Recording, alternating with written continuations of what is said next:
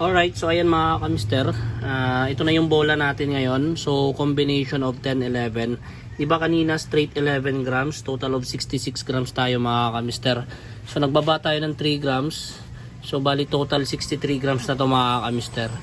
So combination 10, 11, 10, 11, 10, 11. Ayan, so ganito ako maglagay ng bola mga kamister kapag combination.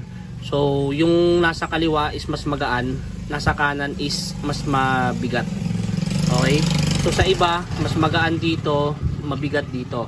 So whatever works for you mga kamister, good, all goods yun. So sundin nyo yun. Maaaring tama kayo, mali ako.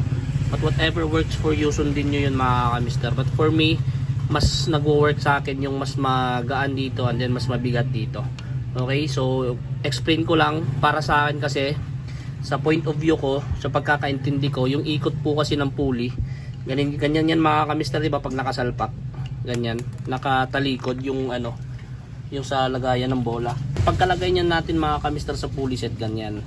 So yung ikot niyan mga kamister is papunta rito, pag ganyan. Okay?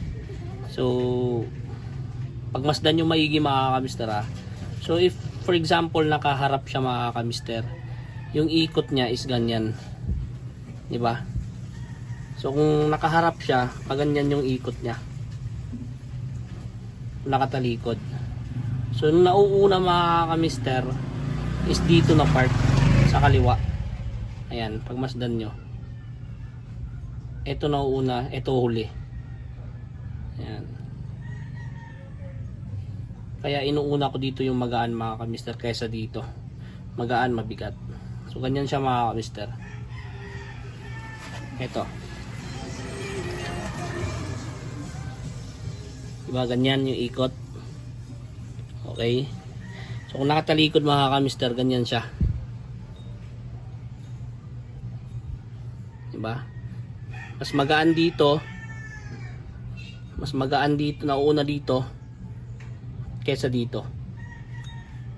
Ayan. Magaan, mabigat. Mas nauuna. Ayan. So ewan ko naiintindihan nyo mga kamister, basta kayo na bahala umunawa. So hindi ako eksperto, hindi rin ako mekaniko. Sadyang nakakaintindi lang mga kamister sa mga roll. So, bawat roll ng bawat pyesa na nasa panggilid natin. So it's up to you mga kamister kung susundin nyo yun. Alright, salpak na natin to mga kamister.